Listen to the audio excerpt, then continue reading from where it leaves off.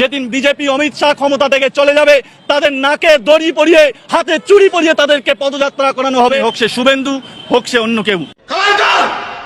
শুভেন্দু অধিকারী, तुमने जो ये निर्णय लिया है, পশ্চিমবাংলার প্রথম মুখ্যমন্ত্রী যাকে চুরি করতে দেখা গেছে, শুভেন্দুর মতন বড় চোর পশ্চিমবঙ্গে কেউ নেই। তো মনে হলো প্রথম স্বাধীনতা হলো বাংলা। শুভেন্দু অধিকারী কালকে মুখ্যমন্ত্রী, সে বিধানসভা থেকে ঘোষণা করছে যে এই অনন্ত ঠকবাজ ওর বঙ্গবিভূষণ কেড়ে নেওয়া হলো।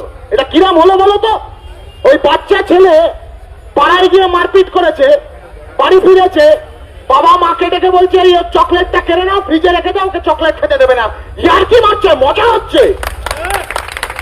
এই অনন্ত ঠকবাজ থেকে শ্রমিক ভট্টাচার্য, ওই কোচবিহারের অনন্ত থেকে কলকাতার শ্রমিক ভট্টাচার্য, এই দুটোকে গ্রেফতার করতে হবে ইমিডিয়েট। আর এদের রাজ্যসভার সদস্য পদ কেড়ে নিতে হবে। বাংলার মাটি থেকে রাজ্যসভায় গিয়ে বাংলায় ফিরে এসে নেতাজিকে অপমান বাংলার ছেলেমেয়েরা মানেনি, কোনোদিন মানবে না। নেতাজি আমাদের হৃদয়ে আছে, নেতাজি আমাদের রক্তে আছে, নেতাজি আমাদের শিরায় উপশিরায় আছে। এই আজাদির স্লোগান নেতাজি আমাদেরকে শিখিয়েছে। আজকে রাগটা নেতাজির ওপর এমনি এমনি নয়, এটা বুঝতে হবে। নেতাজির ওপর আরএসএস এর পুরনো রাগ। নেতাজি শ্যামা প্রসাদকে রাস্তায় দৌড় করিয়েছিল। যখন হিন্দু মুসলমান ভাগাভাগি করত আরএসএস, যখন স্বাধীনতার লড়াইতে গোটা দেশ ঐক্যবদ্ধ ছিল, নেতাজি, মাস্টারদা সূর্য সেন, প্রীতিলতা, কল্পনা, ক্ষুদিরাম বসু, প্রফুল্ল চাকিরা, বিনয় বাদল দীনেশরা যখন আজাদির জন্য জান দিয়েছিল, তখন শ্যামা প্রসাদরা ভারতবর্ষকে হিন্দু মুসলমানে ভাগ করবার চেষ্টা করেছিল। আর নেতাজি তাদের প্রতিরোধ করেছিল, তাদের বিরুদ্ধে আওয়াজ তুলেছিল। নেতাজি মানে আজাদিন ফৌজের ধর্ম নিরপেক্ষ ক্যান্টিন। নেতাজি মানে ভারতের স্বাধীনতার আন্দোলনে সমাজতন্ত্রের ভাবনা, ধর্ম নিরপেক্ষতার ভাবনা। আর ওই মাননীয় মুখ্যমন্ত্রী শুভেন্দু অধিকারী, আপনাদেরই নেতা অর্জুন সিং, আপনারা বড় দেশভক্তি দেখান না? এই দেশকে স্বাধীন করতে গিয়ে কত মায়ের কোল খালি হয়েছে, আর আজকে সেই দেশের পতাকাকে অপমান করছেন আপনারা। না হলে দেশের পতাকা বাদ দিয়ে বিজেপির পতাকা উত্তোলন করছেন আপনারা। আপনারা দেশভক্তি দেখান। আপনাদেরকে তো ভোট দিয়েছে মানুষ, এটা তো আমাদের প্রাপ্য ছিল, আমরা তো পাবই। আগামী দিনে আমাদের আরো কত কি দেখতে হবে। গন্ডমূর্খ দিলীপ ঘোষ বলছে স্বাধীনতা আমরা পেলাম, বাংলার মানুষ এখন মানে আজকের দিন এমন হচ্ছে উনি স্বাধীনতা পেয়েছেন। তো মনে হলো প্রথম স্বাধীনতা হলো বাংলা। বাংলার লোক স্বাধীনতা থেকে বঞ্চিত ছিল। মানে উনি বোঝাতে চাইছেন গন্ড মূর্খ, গাঁজাখোর, পাতাখোর, হেরোইনখোর, জানি না কি খেয়ে উনি বাইট দিচ্ছেন যে বাংলার মানুষ স্বাধীনতা পেল। মানে 4 জুনের পর থেকে স্বাধীনতা পেয়েছে পশ্চিমবঙ্গের মানুষ। কি বলবেন? আচ্ছা, এর ন্যূনতম সৌজন্য বোধটুকুও নেই। এই দিলীপ ঘোষের নিম্নতম সৌজন্য বোধটুকুও নেই যে আজকের দিনটা কি।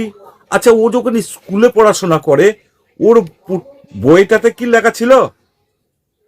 মানে আমরা যখন দেশত্ববোধের গানগুলো যখন শুনি তখন আমাদের শরীরের লোমগুলো খাড়া হয়।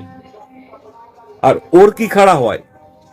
ওর মুখ খাড়া হয়, কারণ ও সব কিছুতেই দেখতে চায় আরএসএস আর বিজেপি। বিজেপির ঝান্ডা আর আরএসএস এর ঝান্ডাটাই ওর কাছে সব থেকে মূল্যবান।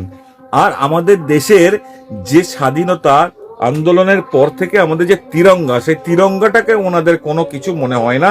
দেশত্ববোধের যে গানগুলো আছে সেই গানগুলো শোনার পরে ওনাদের লোম খাড়া হয় না। তার মানে বুঝতে পারছেন ওরা কোন প্রজাতি, কই মানুষটা কোন প্রজাতির মানুষ।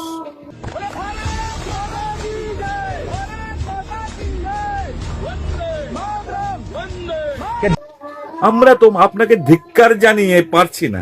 কত ধিক্কার জানাবো আপনার মতন মানুষ, গন্ড মূর্খকে? পড়ালেখা কোথা থেকে শিখেছেন জানি না, তখন তো হোয়াটসঅ্যাপ ছিল না।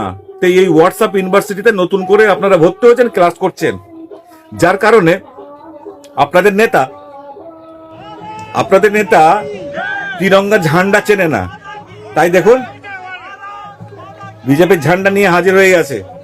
স্বাধীনতা দিবসে পালন করার সময় বিজেপির ঝান্ডা হাতে করে নিয়ে আসছে, তারপর আবার কি বলছে, এই ইসকো হটাও হটাও, তিরঙ্গা কাহা হ্যায়। আজব আজব দেশ তোমাদের, আজব তোমাদের পার্টির লোক। যে পার্টি স্বাধীনতার দিনটাকে, তিরঙ্গাটাকে তারা মানতে পারে না, সেই পার্টিকে আমাদের ভারতবর্ষের মানুষ মাথায় করে নাচে, বাংলার মানুষ তাকে নাচে। এর থেকে দুর্ভাগ্যের দিন আর হতে পারে না। দুর্ভাগ্যের দিন। কি বলেছিল জওহরলাল নেহরু? বলেছিল যে 75 বছর পর কোন এক গওয়ার এসে দেশটাকে ধর্মের নামে বিভক্ত করে দেবে। इस देश को संभाल लेना, वरना 75 साल बाद कोई गंवार इसको धर्म के नाम पर बांट देगा। ঘটনা সত্যি, এই ঘটনাটা সত্যি, যার কারণে দেশের আজকে এই অবস্থা। আর এই দিলীপ বাবু আপনি পড়াশোনা ভালো করে করুন। গোবর খাচ্ছেন নাকি জানি না। আপনি কি বললেন? আপনি বললেন যে পশ্চিমবঙ্গ আজাদ হলো, স্বাধীন পেল। বাবা বাবা বাবা বাবা, কঙ্কনা রানাওয়াতের যে ভিডিও, সেই ভিডিও দেখুন। সে আবার আজব টুপি বাজমাল বলল 2014 দেশ স্বাধীন হয়েছে। তো আমরা দেশ স্বাধীন করেছি 1947 সালে 15 আগস্ট। ওটা ভিক্ষা দিয়েছিল আমাদেরকে, ভিক্ষাতে স্বাধীন পেয়েছিলাম। আসল দেশ স্বাধীন করেছিল 2014-তে। সেই চটি মালটাও কিন্তু আজকে হ্যাপি ইন্ডিপেন্ডেন্স ডে। ভাই আজব তোমরা পারো না এমন কোন জিনিস নাই। তোমরা সব পারবে। টাকার বিনিময়ে, সম্মানের বিনিময়ে, পরিস্থিতির সঙ্গে তোমরা অনেক কিছুই করে দিতে পারবে। দেশকে তোমরা বিক্রি করে দিতে পারবে, যেটা দেশ এখন বিক্রি করছে তোমাদের বাপ। তাই বলছি দিলীপ বাবু, ভালো করে পড়াশোনা করুন। হোয়াটসঅ্যাপ ইউনিভার্সিটি পড়ে কাজ হবে না। বই পড়ুন, বই, ইতিহাস পড়ুন, তারপরে মন্ত্রিত্ব করবেন। এটা আমাদের দেশের লজ্জা এবং দুর্ভাগ্যজনক। এই ধরনের মানুষ আজকে বিজেপির নেতা, তারা দেশ চালাচ্ছে। ঘৃণা লাগে আপনাদের মতন মানুষদেরকে। বাট আমরা দেশের জনগণ, আমাদেরকে মেনে নিতে হচ্ছে এই অযোগ্য মানুষদেরকে। যাই হোক, ভিডিও বড় হচ্ছে। ভিডিওটা ভালো লাগলে প্রত্যেকটা মানুষকে, আমার যারা কানেক্টেড আছে তারা যেন এই ভিডিও দেখতে পায়, এবং এই ভিডিওটাকে শেয়ার করুন প্রচুরতম ভাবে। জয় হিন্দ, জয় ভারত। আমাদের দেশের মাননীয় প্রধানমন্ত্রী কালকের ছিল 15 আগস্ট লালকেল্লায় বক্তব্য দিতে গেছিল। দেশের প্রতি এতটা ভালোবাসা, এতটা ভালোবাসা, এতটা ভালোবাসা, এতটা ভক্তি যে উনি পতাকাটা উল্টো নিয়ে বক্তব্য দিতে শুরু করে দিয়েছে।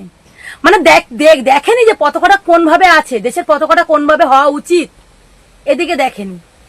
মানে আমরা কালকে কিছু কিছু পোস্ট দেখতে পেলাম যেখানে কিছু কিছু অন্ধভক্ত মানুষরা দেশের পতাকা তুলছে, সেটা দেখতে পেলাম উল্টো। হাই রে হাই, এটা যদি কোনো মুসলিম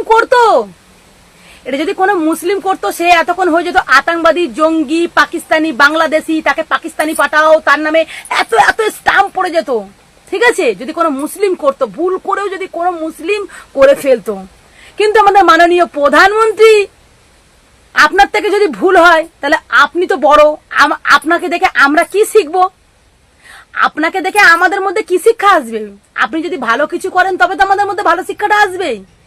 আপনি এত বড় একটা মানুষ, বিশ্বগুরু হতে চাইছেন, বিশ্বগুরু। আপনাকে তো দেখতে হবে যে কোন জিনিসটা কিভাবে হচ্ছে, ভুল হচ্ছে কি হচ্ছে, একটু তো নজর দিয়ে দেখতে হবে। দেশভক্তি মানছি, আপনার দেশের প্রতি অনেক ভক্তি, অনেক ভালোবাসা, আমাদেরও অনেক ভালোবাসা, অনেক ভক্তি। কিন্তু মাননীয় প্রধানমন্ত্রী, আপনি যদি হুটহাট করে হ্যালো দোস্ত, আবার যদি এই ভুলগুলো করেন, তাহলে এই সোশ্যাল মিডিয়ায় আপনার ভিডিও চারিদিকে ঘুরছে, এগুলো কি দেখতে আমাদের খারাপ লাগছে না মাননীয় প্রধানমন্ত্রী? আমাদের খারাপ লাগছে না? কি বলবো গাইস, কিছু কিছু মানে অন্ধভক্তরাও আছে, কালকের মানে দেশের পতাকা তুলছে, উল্টো পতাকা তুলছে, উল্টো পতাকা। আবার তারা আমাদের কাছে দেশভক্তির সার্টিফিকেট চায়। আমরা দেশের প্রতি কতটা ভালোবাসি, আমরা মুসলিমরা দেশের প্রতি কতটা ভালোবাসি, তারা আমাদের কাছে সার্টিফিকেট চায়। তোরা সার্টিফিকেট দে, অন্ধভক্ত, গোবর খাওয়া অন্ধভক্ত, এগুলো কি বলবি? সোশ্যাল মিডিয়া তো চারিদিকে দেখ তোলপাড় চলছে। আমাদের মাননীয় প্রধানমন্ত্রী উল্টো পতাকা নিয়ে বক্তব্য দিতে শুরু করে দিয়েছে লালকেল্লায়, ঠিক আছে? তাহলে কি বলবি? আর দেখ বিজেপির পতাকা পিছনে টাঙিয়ে তারাও ভুলভাল পতাকা তুলছে। তাহলে এদের কাছে কি সার্টিফিকেট চাইবি না? যা ওদের কাছে গিয়ে চেয়ে আয় একটু, ঠিক আছে? তারপর আমাদের কাছে চাইতে আসিস। তো চলো আমি বেশি ভিডিওটা বাড়াবো না। সবাই দেখেছো ভিডিওটা, সবাই দেখছো, সবাই ট্রোল করছো, সবাই দেখছো। আমি একটাই কথা বলবো, কালকে ছিল 15 আগস্ট, আজকে হচ্ছে 16 আগস্ট। দয়া করে অনুরোধ করে বলবো, 15 আগস্টে দেশের পতাকা নিয়ে দেশ স্বাধীন মানে হয়েছে, সেই খুশিটা মানিয়েছো। কিন্তু 16 আগস্টে যদি কোনো জায়গায় দেখো যে দেশের পতাকাটা পড়ে আছে, সেটা তুলে অন্তত গুছিয়ে একটা জায়গায় সেভ করে রেখো। আর তোমাদেরকে বলি, এদিক ওদিক তোমরা ছড়িও না, ঠিক আছে? সেই জিনিসটাকে সুন্দরভাবে সেভ করে রেখো, কারণ দেশভক্তিটা কিন্তু একদিনের জন্য নয়, দেশভক্তিটা আমাদের সারা জীবনের জন্য। যতদিন আমরা এই দেশের মধ্যে বাঁচবো, ঠিক আছে, ততদিন এই দেশভক্তি